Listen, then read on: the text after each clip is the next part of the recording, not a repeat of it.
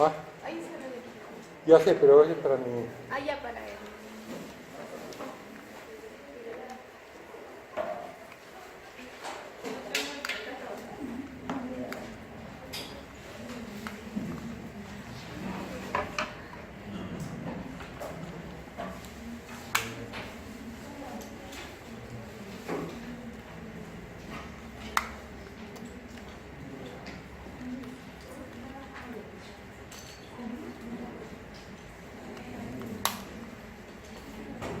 Uno al inicio, ¿ya?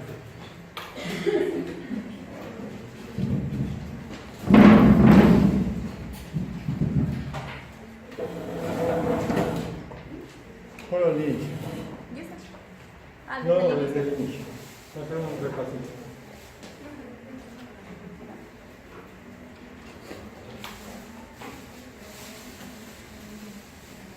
Bueno, vamos a empezar recordando lo que hablamos hace unos días, de como 15 días, ¿no?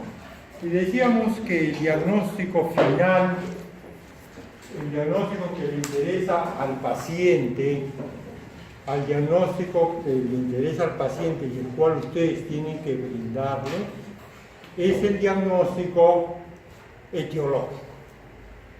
Pero para llegar al diagnóstico etiológico, tenemos antes que eso hacer un diagnóstico sindrómico, ¿no? Y este diagnóstico sindrómico se va a hacer en base a acumulación de lo que ya habíamos visto anteriormente, en base a signos y síntomas. En base a signos y síntomas.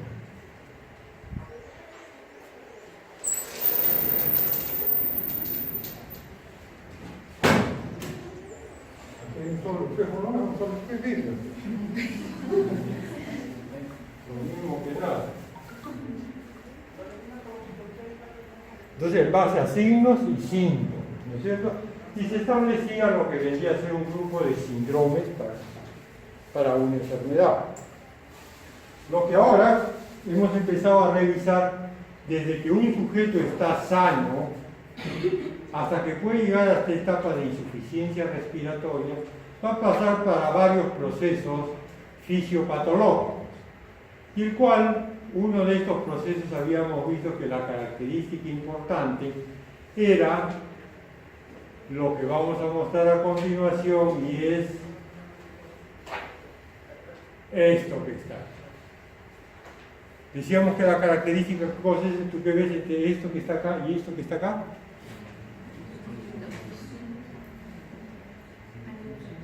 ¿Qué? ¿Qué ves acá? ¿Y qué ves acá?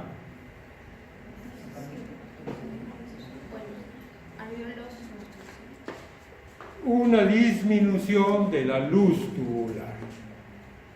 Era lo que caracterizaba al proceso obstructivo. Disminución de la luz tubular. Y en este caso se producía por la presencia de esta aquí, esto que puede ser moco, el cual tapaba parcialmente este orificio. ¿Y aquí qué cosa ves ahora?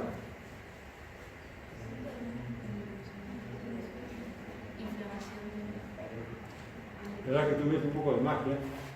Lo mismo ves disminución de la luz tubular. Pero ahora se produce porque la pared se ha engrosado. Así vemos la figura. Aquí no vemos inflamación, un esquema.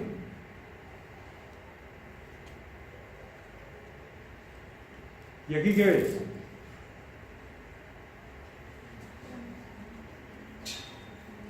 Igual pues disminución de la luz tubular, que es lo que yo quiero insistir, que los procesos obstructivos se caracterizan por una disminución de la luz tubular, de las vías aéreas. Entonces, eso trae como consecuencia, en este caso se da por una ruptura del equilibrio que debe existir entre el bronquio y el tejido peribronquial. En los tres casos se produce una disminución de la luz tubular. Y si se produce una disminución de la luz tubular, ¿qué pasa? La resistencia al paso del aire aumenta o disminuye. Aumenta. Entonces, estos tres esquemas y este corolario que acabamos de obtener es que eso quede bien grabado. Bien grabado. Obstrucción pulmonar, obstrucción de las vías aéreas es eso. Habíamos hablado que existen dos tipos de enfermedades pulmonares obstructivas crónicas. Uno de ellos era el enfisema y el otro era la bronquitis crónica. Aquí está la bronquitis. Y que clínicamente, cuando estamos frente al paciente, hay veces es difícil diferenciar entre uno y otro. A pesar de que vamos a tener aquí un cuadrito bien claro que parece que fuera, pues qué diferente tiene este aquí, ¿no? Entre este que es aquí, el que tose con frecuencia con esputo, que presenta cianosis, que tiene todo esto, frente a este que parece que fuera la otra cara de la medalla. Sin embargo, clínicamente suele confundirse. Suele confundirse. El ejemplo típico de enfermedad obstructiva viene a ser el asma bronquial. Posiblemente alguno de ustedes sufra de este proceso y que se va a caracterizar por qué. En resumen, por esto. Primero, la luz, miren. Y miren la luz que le queda. ¿Por qué disminuyó la luz? Por estos factores que tenemos aquí. Moco, edema de la mucosa, aumento de las glándulas mucosas, músculo hipertrofiado y contraído. Todo eso trae como consecuencia ¿qué? Disminución de la luz tubular. Y la disminución de la luz tubular que trae aumento de la resistencia al paso. Eso bien grabado, aumento de resistencia al paso del aire. Aquí tenemos el antígeno que va a actuar sobre el tejido linfoide y este que produce las inmunoglobulinas E va a actuar sobre los mastocitos que va a producir determinados mediadores que va a traer como consecuencia diferentes cosas. Contracción del músculo liso, aumento de la permeabilidad y otros cambios inflamatorios.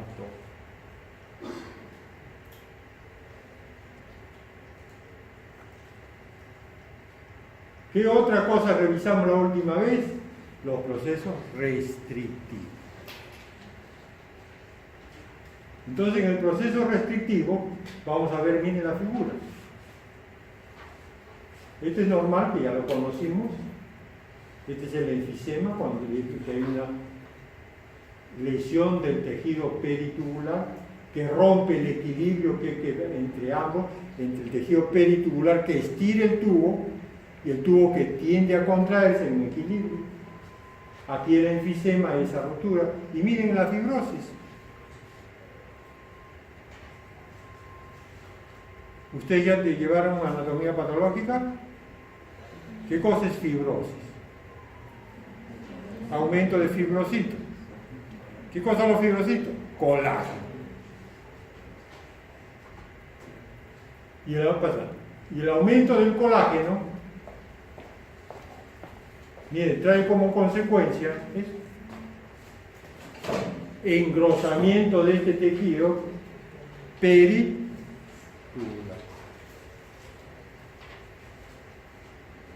Y miren la luz. ¿Qué pasa con la luz? Va a ver la resistencia cómo está. ¿Aumenta o disminuye? Bien. Entonces, una de las características de un proceso restrictivo, cuando es de la fibrosis pulmonar difusa, va a haber una disminución de la resistencia. Entonces, no hay resistencia.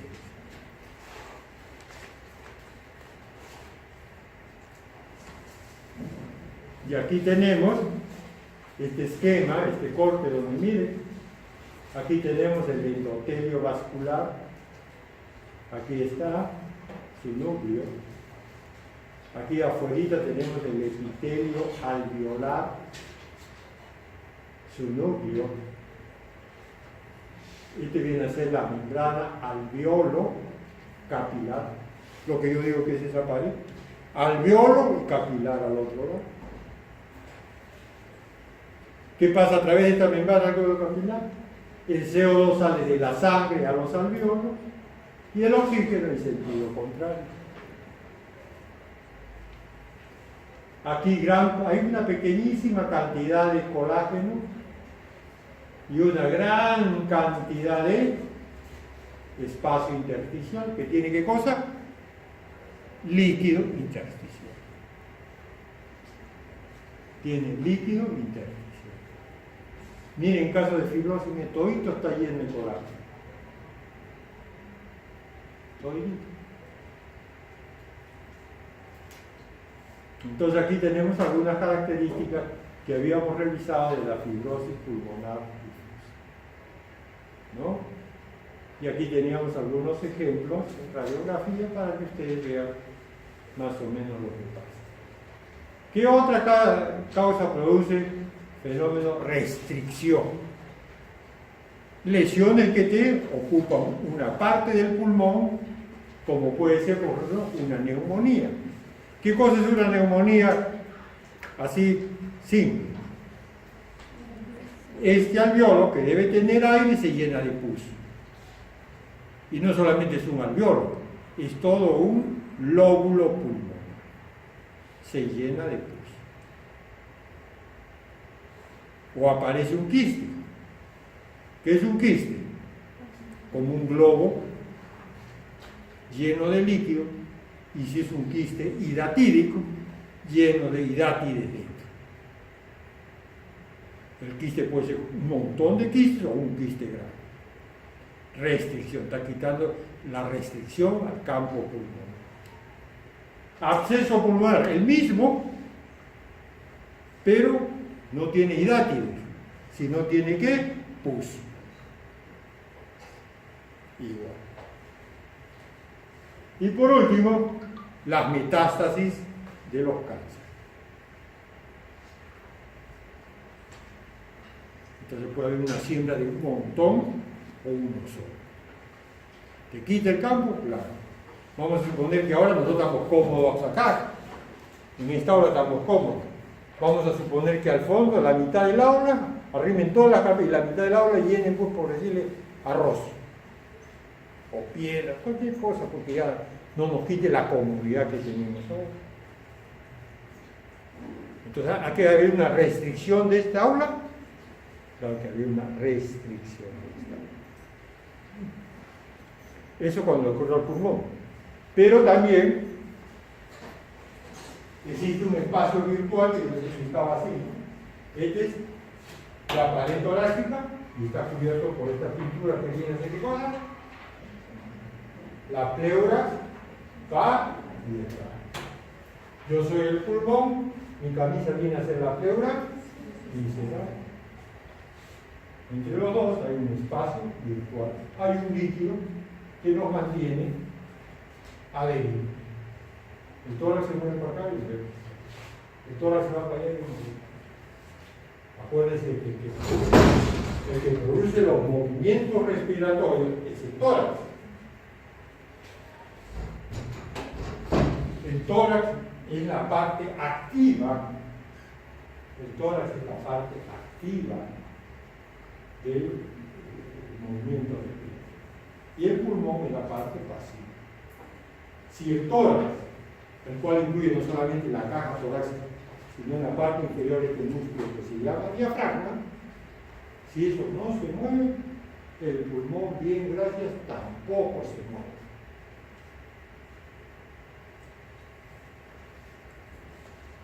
Entonces, cuando este espacio virtual se vuelve, ahí está en la neumonía, ve todo el de la parte. Todo esto le pasa. Cuando este espacio virtual se llena de aire, se llena de podría ser de plasma, podríamos decir que llama transudado, o se llena de pus, o se llena de sangre, o un mixto de ellos, el espacio, ¿qué cosa suele suceder? El pulmón de ese lado se colapsa. Entonces usted en vez de tener dos pulmones, tiene uno. Tiene un pulmón. Aquí tenemos empiema pleural, lleno de pus, otro empiema, aire. Este es un tipo de, bueno, lo explicaremos en algún momento. Hipoplasia del pulmón izquierdo. Y en resumen les había dado.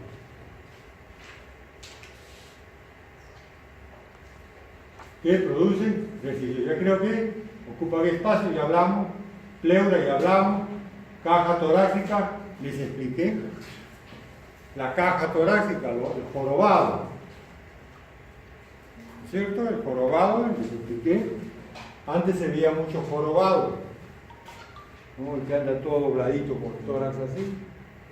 Lo que pasa es como antes la tuberculosis era incurable, entonces cuando el bacilo de Koch pasaba a las vértebras, entonces las vértebras que ustedes saben que son tronquitos así uno encima de otro, el tronquito se hace triangular, entonces se va encorvando, entonces va doblándose todo eso, entonces ya no puede abrir bien. Ahí tenemos una enfermedad restrictiva. Músculos, la polio, y ahora es lo que está de moda, el Guillain-Barré.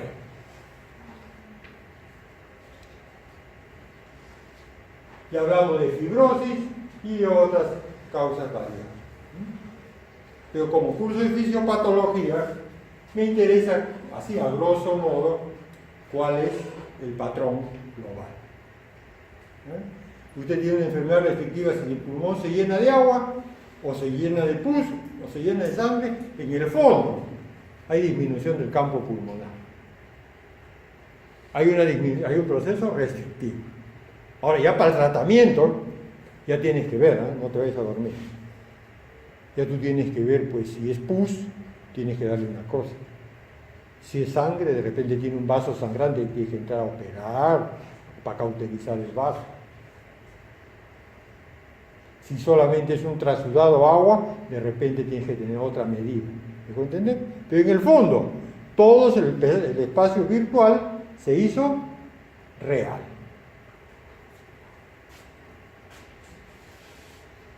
Y muy bien, ahora vamos a hablar de enfermedades vasculares. Cuando digo enfermedades, ya nos vamos a referir, mira, ahora a los vasos. Porque acuérdense que entre el aire y la sangre es como un matrimonio. Tiene que haber ambos. Si el aire se afecta, ahora vamos a ver por qué, cómo afecta cuando la sangre se afecta. Disculpe usted la redundancia. Cuando la sangre se altera, cuando no va sangre por acá por alguna razón, ¿cómo se altera? Entonces, vamos a tener aquí que las causas pueden ser muy varias y vamos a tener manifestaciones que vamos a revisar. Edema pulmonar. A los muchachos del primer grupo les hice recordar este esquema que tenemos acá y que también se lo vuelvo a recordar a ustedes porque este es importante. Tenemos un capilar, una celulita, cualquiera. El capilar, hay salida de líquido, el capilar al espacio intersticial. ¿Y por qué sale? Por acción de la presión hidrostática. ¿De qué depende la presión hidrostática? ¿De qué? ¿Qué es la presión? De la presión arterial. ¿Cuántos componentes tiene la presión arterial? La sístole y la diástole. ¿De qué depende la diástole? De la resistencia periférica. ¿De qué depende la sístole? De la contracción periférica. O sea, para que haya salida de líquido de aquí a acá, tiene que haber presión hidrostática. Como le decía también al grupo anterior, vamos a suponer ahora que todo esto es líquido y nosotros seamos moléculas de algún. ¿Qué pasa si el líquido se va saliendo? Nosotros nos vamos a ir juntando. Pero a que medida que vamos juntando, nuestra fuerza, como alguna, va a aumentar nuestra presión oncótica. Entonces, aquí se va a ir juntando y la presión oncótica va aumentando, tal es así que el agua que se salió lo vuelvo a regresar. Si se salió como 10, regreso como 9. Se queda 1. Si se quedara 1, ¿qué pasaría con el espacio intersticial? Empieza a llenarse por el líquido. ¿Dónde se evacúa ese 1? Por los vasos linfáticos. Entonces, cuando usted tenga un paciente con edema, hay que pensar en este cuadro. Que mucha presión hidrostática, no tiene albúmina o tiene tapado los vasos linfáticos. Porque dependiendo de este análisis va a obtener la terapia correspondiente. Si tiene un linfangioma, por ejemplo, ¿qué es el linfangioma? Una enfermedad proliferativa de los vasos linfáticos, pero que obstruye el drenaje linfático. No le va a dar un remedio para bajarle la presión, o sea, para bajarle la presión arterial. No. Habría que desatorar los linfáticos. ¿Verdad? Entonces, el fenómeno fisiopatológico lo describimos así a grosso modo, pero en cada enfermedad tiene un comportamiento.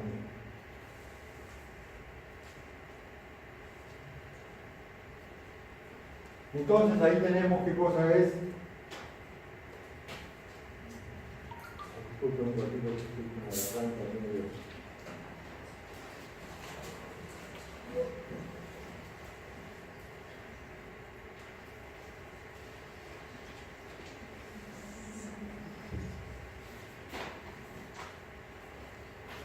Edema pulmonar, esto va a ser acumulación anormal de líquido en el espacio extravascular y en el tejido pulmonar. Vamos a verlo mejor acá. Ya volvemos a este mismo esquema. Y miren ustedes, ya lo conocen, vamos a analizar así, miren. Entonces, normalmente, por la ecuación de Starling, ¿qué ocurre? La presión capilar o la presión hidrostática hace que salga líquido al intestino. La presión oncótica, representada por C aquí, hace que el agua regrese. Que el agua regrese. Y hay una pequeña cantidad de líquido que sale por la linfa. Eso lo tienen ustedes en su estudio.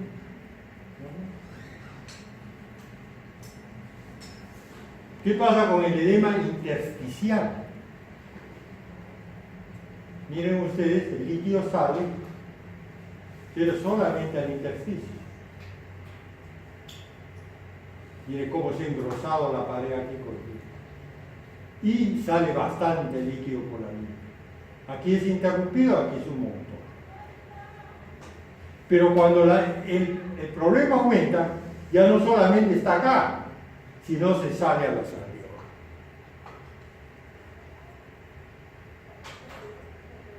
Y entonces vamos a tener la otra etapa que es la edema en el alveolo. Eso sí se ve.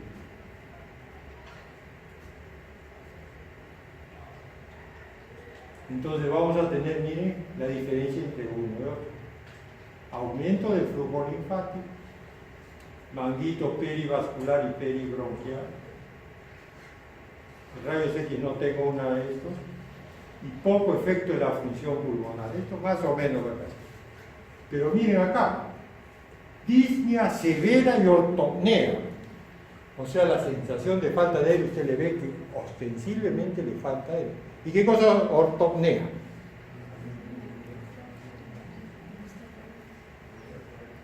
Mareado al pararse, No, muy bien. ¿Cómo? Posición corporal.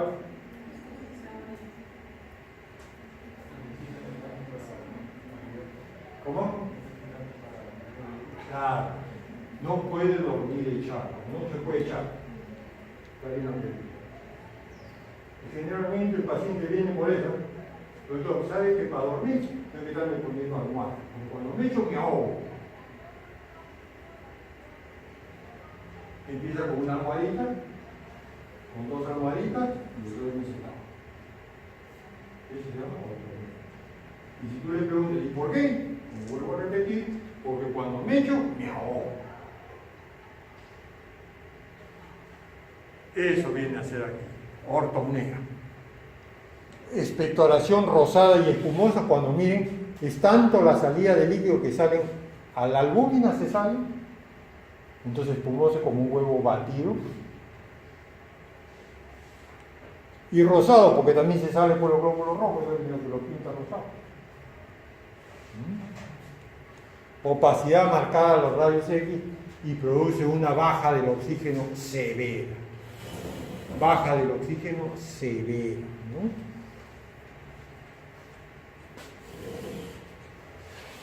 ¿Cuáles son las causas de edema pulmonar? Aquí tenemos varias causas, el cual tenemos algunos eventos precipitados.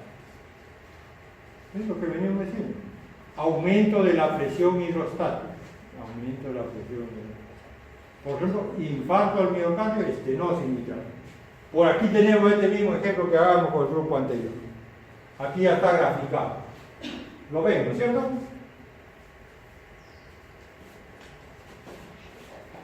Este es el corazón izquierdo. Corazón izquierdo, aquí tenemos la aurícula izquierda, con sus 4 venas pulmonares, 3, 2. Aquí tenemos el pasaje de sangre, aquí hay una válvula, ¿cómo se llama esta válvula? Mitral, entre la aurícula izquierda y el ventrículo izquierdo. El ventrículo izquierdo desagua por aquí, ¿cómo se llama esta válvula? Aórtica y epístala. Entonces, ¿qué cosa pasa? Aquí que pone estenosis mitral, vamos a ver solamente estenosis mitral. ¿Qué cosa se entiende por estenosis? A ver, señorita. No, tú ya tienes casaca de... ¿Qué entiende por estenosis? Estenosado, ¿no? Porque supone que la luz de la válvula mitral es así, y por un proceso patológico que puede ser la fiebre reumática, entonces estas válvulas, las dos válvulas, es afectada por la fiebre reumática, entonces estas válvulas se fibrosan, se ponen duras, y el orificio de la válvula se cierra. Entonces, ¿qué pasa? Miren simplemente el esquema. Entonces, el flujo de sangre que está representado por ese rojo, ¿es normal, mayor o menor? Menor. Entonces, muy bien, entonces ya digamos la estenosis mitral. ¿Y dónde viene el problema? ¿Cuántos corazones tenemos? ¿Cuántos corazones tienes tú? ¿Ah? Uno nomás, que poquito. ¿Y tú? Tiene doble. Así somos los hombres. Nosotros tenemos 2 corazones, por eso tener una sola esposa está mal, ¿no es cierto? ¿No tienes varios corazones? ¿Ah? Si tienes 1, 2 o 3. 3, 4, 10, así es pues la vida. Así somos los hombres, ¿no es cierto? La sociedad nomás nos pide reprimido.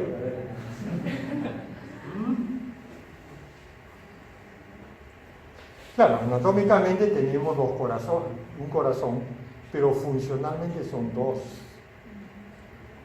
Y podemos decir que podemos tener tan aseverar que somos 2, porque a veces los 2 funcionan independientemente. Y hay una de las demostraciones, porque aquí la enfermedad es a este lado. Y aquí otro lado está funcionando bien. Entonces te bombea sangre adecuadamente. Cuando este funciona sangre adecuadamente y esto funciona bien, la sangre que viene acá también es evacuada adecuadamente y no hay congestión. No, por ejemplo, ¿por qué se ha congestionado esta avenida de por acá? Porque hasta ahora el bendito carretera central lo han dejado medio fluido. Entonces el tráfico todo se vino por acá. ¿Cuántos años ya tenemos con este cuento? Como ahora ya no hay coimas de Odebrecht, entonces pues, se paró todo. Se congestionó. Entonces, el ejemplo que está acá es que este lado bombea y este lado, por aquí como ya se redujo el flujo, como que esta puerta lo partimos por la mitad y usted tiene que salir, ¿qué pasa? Se va a congestionar. Entonces viene allí. Entonces, ¿qué es lo que está antes de la válvula? Ventrículo izquierdo, ¿y qué está aquí? Los pulmones. Entonces se congestiona. Solamente para explicarle uno de ellos, que es este osificar. Cada uno de ellos ya pues lo van a estudiar posteriormente, si no está con cada uno, entonces ya se vuelve el curso de cardiología, entonces ya tiene que venir un cardiólogo para que les explique mejor. Aumento de la permeabilidad capilar, drenaje linfático, les dije, por ejemplo, aumento de la carcinoma, linfangitis, etc. Disminución de la presión intersticial opuesta intercomida, la disminución de la presión coloidosmática, o sea, del albur. ¿No? Mira, aquí tenemos, miren cómo está edematizado el capilar y mire, aquí el edema, como aquí debería ser todos así, como esto. Bueno, mire, todo lleno. Un gran edema.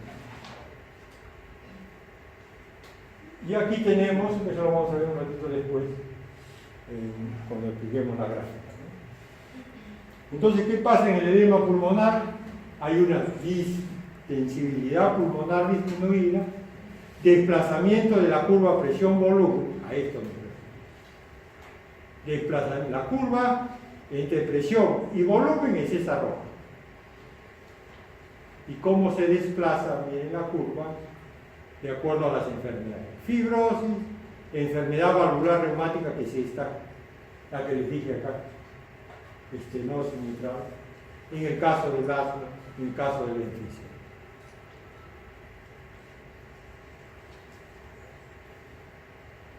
En el edema pulmonar puede aumento de la resistencia de las vías aéreas en los casos que el líquido esté en las vías aéreas. O sea, no se contenta con invadir el alveolo, sino se va también a las vías aéreas. Puede haber broncoconstricción por irritación o manguito peribronquial. Aquí entonces ya se añade el proceso obstructivo.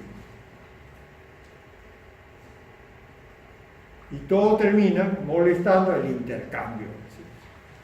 Esto se afecta. El edema intersticial casi no hay mucho problema. Pero el edema alveolar sí, como decíamos hace un momento.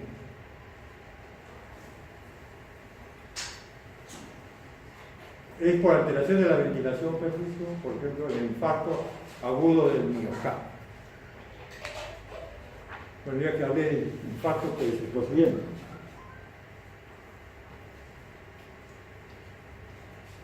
El infarto, ustedes entienden que es un infarto, se tapa una arteria que riega una zona del corazón. Pero se puede tapar una arteria el cual mata fundamentalmente parte del ventrículo izquierdo. Pero el ventrículo derecho sigue funcionando. El mismo problema. La válvula ya ahora está bien, ¿no? Entonces el derecho sigue funcionando, manda la sangre, pero el izquierdo, como tiene esta zona muerta, ¿qué pasa? No se contrae. Y si no se contrae, la sangre no puede salir por la aorta. Porque para que salga sangre por la aorta, ¿qué tiene que haber? Contracción. ¿Cómo lo sabe?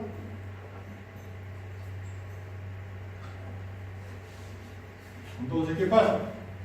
esta zona infartada no permite compresión, entonces todita la sangre empieza a acumularse ¿dónde? En la parte de en medio. ¿Qué está entre esto y esto? El pulmón.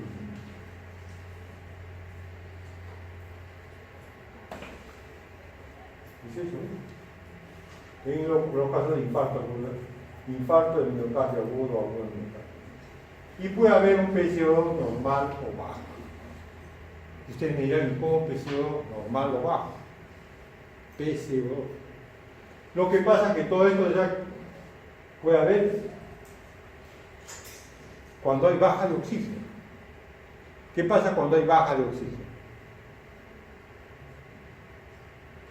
Los receptores captan inmediatamente el oxígeno está bajo. ¿Dónde se encuentran los receptores de oxígeno? Corpúsculo carotídeo y callado de la hoja. ¿Le informan a quién? Al centro respiratorio. ¿Dónde se encuentra el centro respiratorio? Bulbo y protuberancia. Entonces el bulbo dice, ajá, si estás diciendo que falta oxígeno, ¿qué hace? Tú eres el diafragma y te responde. Fiorella, falta oxígeno, tiene que moverte más rápido. Entonces, ¿qué cosa hace? El diafragma empieza a respirar más. ¿Para qué? Para que Fiorella, supuestamente diafragma, cargue más oxígeno. Y en el momento que él empieza a respirar más, ¿qué pasa con el CO2? Se va el CO2, lo bota el CO2. Entonces puede haber CO2, puede estar normal o puede estar bajo. Y si está bajo, ¿qué decimos cuando el CO2 está bajo? Está hiperventilando. Cuando el CO2 está bajo, está hiperventilando. ¿No? Aquí tenemos algunos casos, por ejemplo, este es edema por gran altitud, y edema pulmonar, raro. El otro problema de vascular. Embolia pulmonar. ¿Qué cosa es un émbolo? Un émbolo es un objeto que viaja por un sitio y atola. Ese es un émbolo.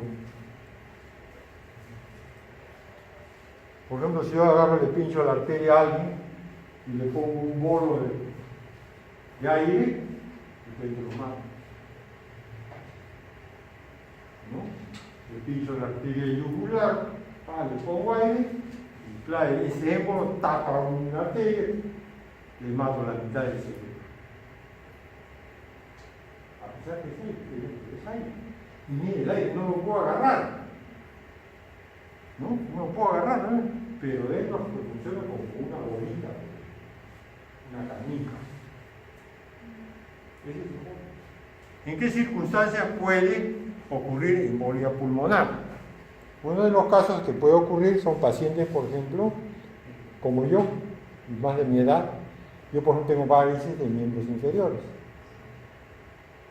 Yo sé que usted que varices es un problema de las válvulas venosas, que ya no funcionan adecuadamente, entonces la sangre no sube bien, entonces se me hinchan las venas, yo tengo las venas varicosas, etc. Cuando un paciente que tiene varices y está postrado mucho tiempo, entonces en esas venas varicosas como que se estanca la sangre. Y si la sangre se estanca, ¿qué puede pasar? Se puede coagular. Entonces tengo toda la vena coagulada, toda la sangre está coagulada. En el momento que ocurre un desprendimiento de ese coágulo, ¿por dónde viene? Por acá. Cava inferior, aurícula derecha, ventrículo derecho, pulmón plata, una obstrucción vascular. A menudo prevenible. ¿Qué cosa es lo que hay que hacer, dirán ustedes todos? ¿Que se embolice? No. Es obligación de la enfermera vendar la pierna de los pacientes para que la sangre que regresa por el sistema periférico, venoso periférico, disminuya. Para que todo regrese fundamentalmente por el sistema venoso profundo, que suele no estar varicosado. regresen todo el poder. Entonces, potencialmente fatal, los pequeños émbolos pasan inadvertidos, trombo de venas profundas de miembros inferiores, no es frecuente que faltación contribuya a la formación por varices, lo que le digo. Si tiene alguna alteración en que se aumenta la coagulabilidad de la sangre, policitemia vera, drepanocitosis o anomalía de las paredes, las flebitis. Itis, flebitis, inflamación de las pieles, flebitis. Cuando ocurre una embolia pulmonar, dependiendo de la magnitud del émbolo, puede solucionarse el problema bajo esto paquete, esto que está acá. Si es grande la obstrucción, puede producir todo esto: hipertensión diastólica, arritmia cardíaca, insuficiencia tricuspidea.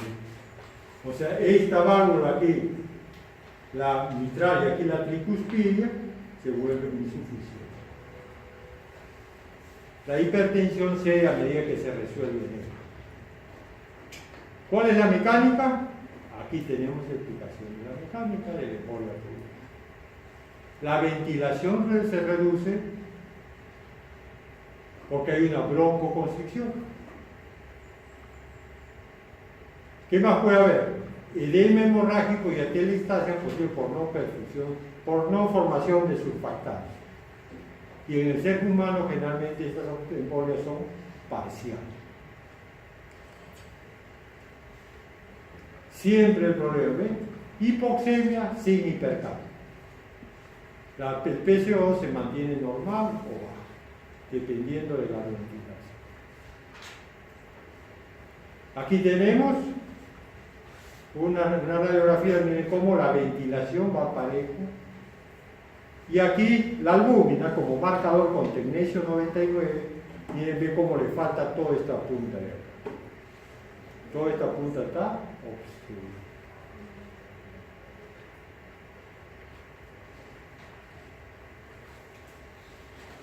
Hasta aquí terminamos esta parte obstructiva, que en línea general es menos frecuente que lo anterior. Lo anterior es más frecuente: obstrucción de las vías aéreas y restricción es lo más frecuente. Las vías generalmente más se manejan en la parte cardiovascular, que es la causa fundamentalmente de los problemas de edema pulmonar. Estos son de origen cardiogénico. Ahora vamos a revisar brevemente algunos aspectos. ¿Qué cosas? Ustedes tejidos, células, ¿de qué va a depender de que le llegue una buena cantidad de oxígeno? Primero va a ser de que yo, supongamos que yo sea la sangre, esté adecuadamente oxigenado, porque yo soy el que le tengo que llevar a usted. ¿Cómo evaluamos eso? Mirando mi saturación arterial o mirando mi PO2. ¿De qué va a depender? De que yo, sangre, tenga la cantidad suficiente de hemoglobina y de hematina. O sea, si yo soy una sangre anémica, no le voy a llevar sangre adecuada. ¿Cómo evaluamos esto? Sabiendo el recuento y la determinación de hemoglobina. Yo puedo tener todo completo, pero yo necesito caminar a este ritmo para que ustedes puedan aprovechar todos los ciclos necesarios. Pero si yo camino a este ritmo es un poco oxígeno. Ustedes van sacando, pero camino tan lento que después no hay más sangre, no hay más oxígeno, perdón.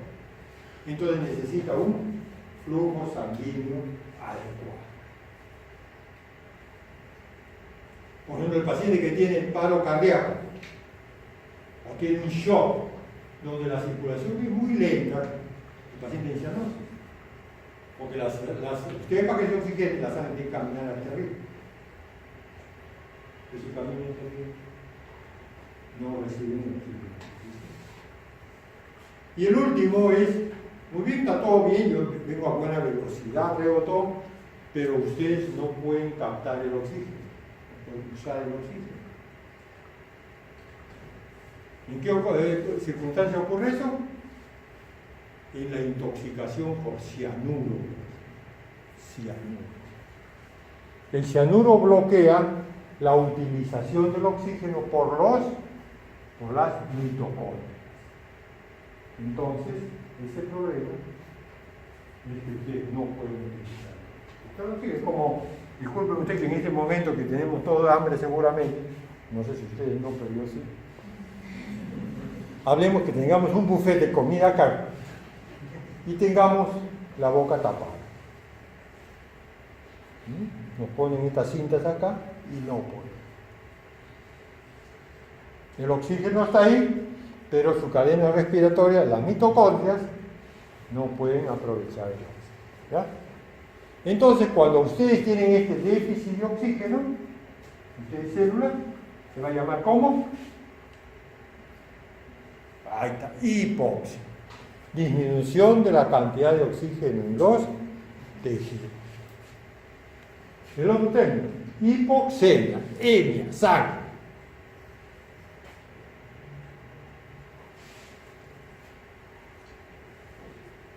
Bueno, ¿yo por qué tengo poco oxígeno? ¿Por qué? La primera razón, la ventilación. Yo soy de sangre, yo estoy al otro lado. El aire que entra aquí, muy poco. Disminución, alteración de la relación ventilación-perfusión. ¿Cuánto es la ventilación normal? La relación ventilación-perfusión normal.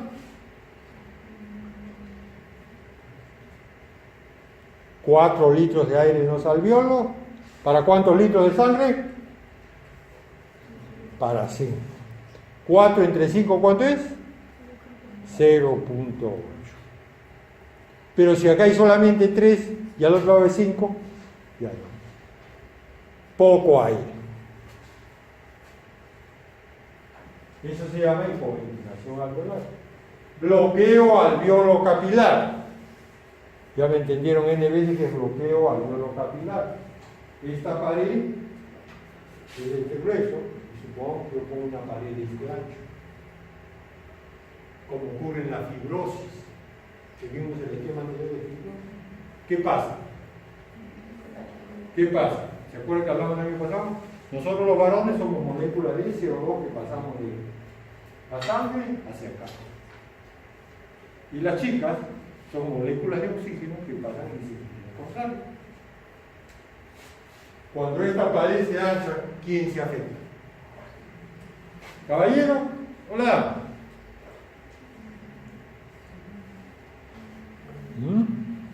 ¿Tú qué dices?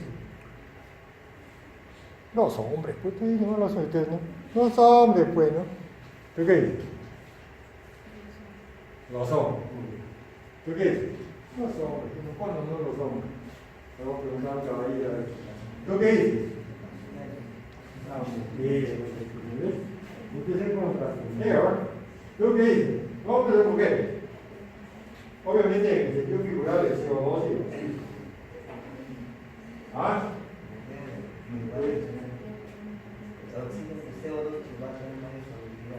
Claro, ¿a qué se afecta? Bueno, así hablamos como término del oxígeno. ¿Por qué? Porque la solubilidad del oxígeno en el agua es 24 veces menor que la del CO2. 24 veces. Sobrados estamos los CO2. Y por ende los varones. Si aquí se engruesa esta pared, ¿qué cosa aumentaba? Los fibroblastos, los fibrocitos. ¿Y qué son los fibrocitos? Células. ¿Qué cosas tienen dentro de las células? Agua. Entonces, si esto tiene más agua, yo soy, pues, o nosotros los varones, CO2, somos 24 veces más solubles en el agua. No, más agua. En cambio, usted dirá, no tanta agua, me ahogo. No puedes pasar por la solubilidad. Entonces, eso hace de que cuando es la fibrosis pulmonar, como dijimos hace un momento, el que tiene problemas son las moléculas de oxígeno. Entonces, si las moléculas no pasan, lo que pasa con la sangre, va a haber hipoxemia. Bloqueo alveolo capilar. Y por último, cortocircuito de derecha a izquierda. ¿Qué significa cortocircuito de derecha a izquierda? Que la sangre no va al pulmón. Y si no va al pulmón, no se oxigena. No hay otro sitio. Si usted no manda, salvo que sea en la etapa fetal. ¿Tú en la etapa fetal respiraba?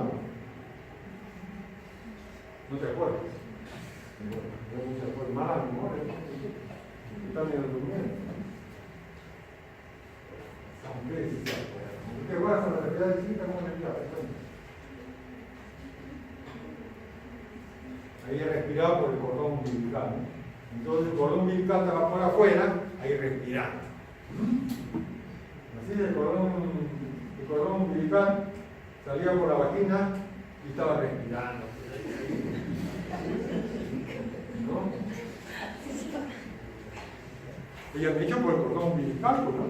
Si tú respiras por el cordón umbilical, de alguna forma tienes que respirar. ¿Tú te acuerdas, no?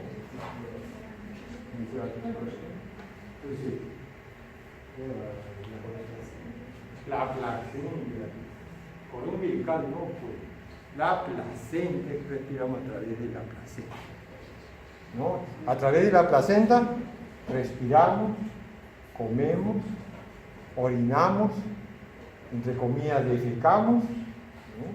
Porque todos los tóxicos botan por ahí, todo a través de la placenta. ¿No se acuerdan el año pasado?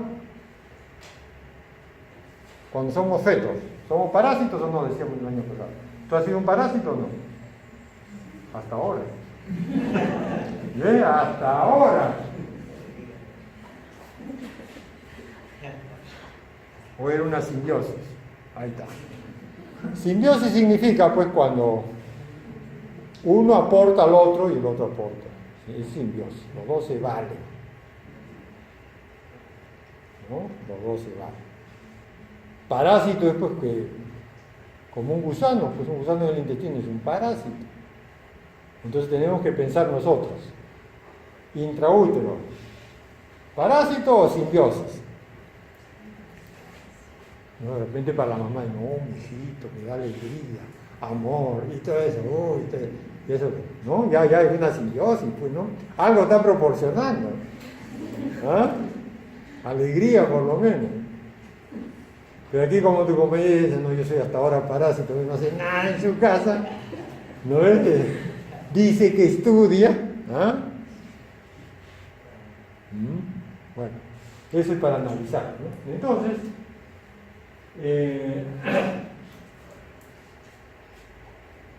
el circuito de derecha y izquierda normalmente ocurre cuando somos intraútero.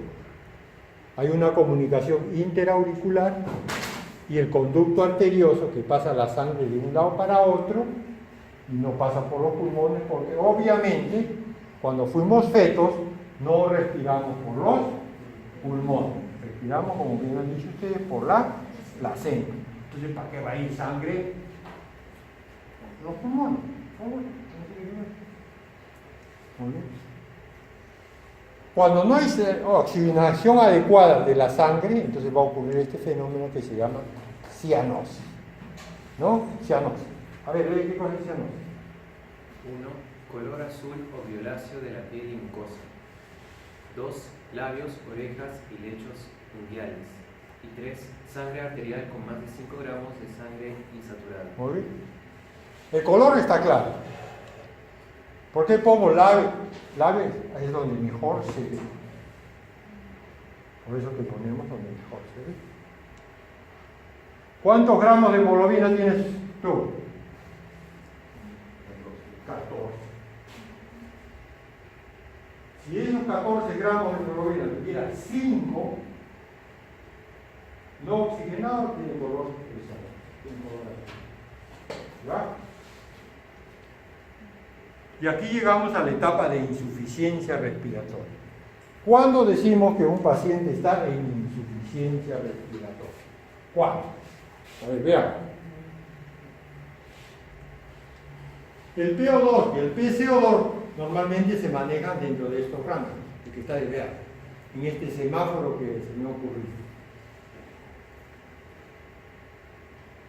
Para el oxígeno entre 85 y 100 y el CO2 entre estimado. ¿Cuándo decimos que está en insuficiencia? Cuando el CO2 es más de 50 o el PO2 menos de 60. Y el amarillo es un proceso intermedio. Entonces, vamos a suponer que llega un paciente todo azul, respirando ahí, jadeando se dice, todo cianótico. De repente usted puede sospechar que está en insuficiencia respiratoria. Pero para asegurar que tenga insuficiencia respiratoria hay que hacerle gases en sangre y determinar esto.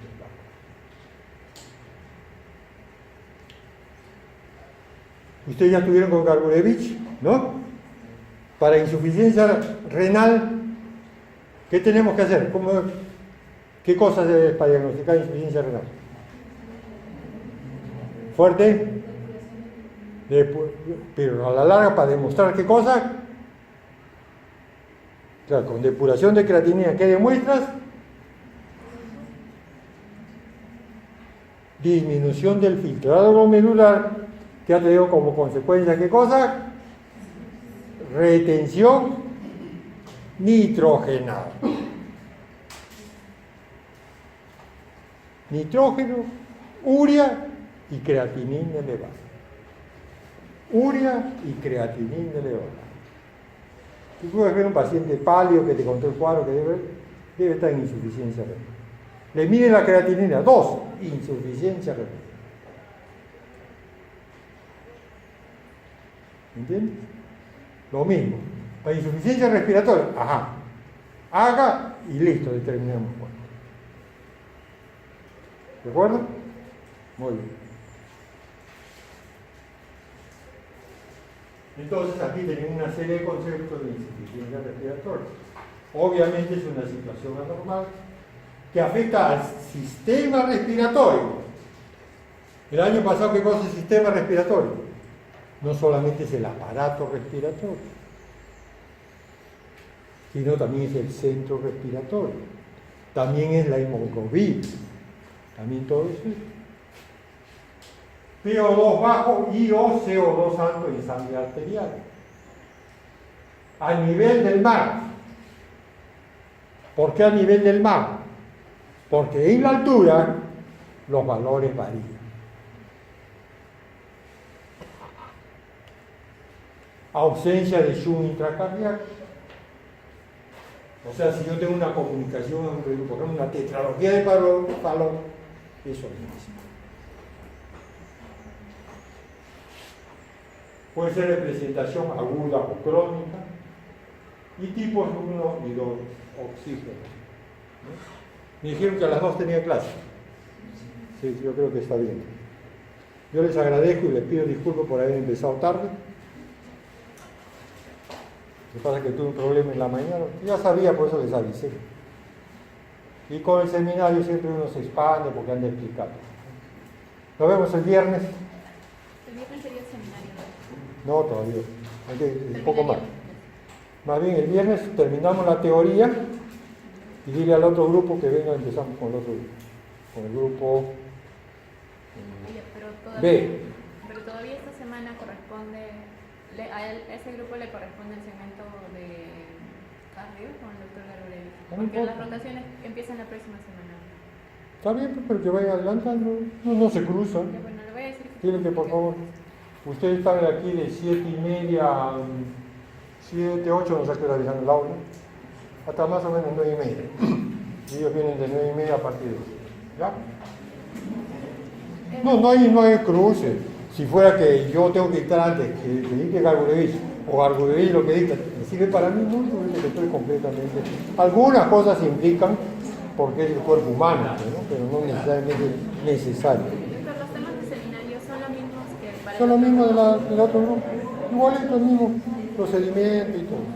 Las preguntas, usted dijo que la evaluación del seminario va a ser también en el examen. También. Igualito. Va a venir. Y de repente juntamos ustedes con el otro grupo, van a dar los dos el mismo examen. ¿Ya? Entonces el seminario quedaría la próxima semana. Sí, sí, el seminario quedaría todavía después. Pero, El viernes termino con ustedes esta teoría porque ahora me va a faltar tiempo para terminar. Nos ponemos de acuerdo para el seminario que sería el lunes.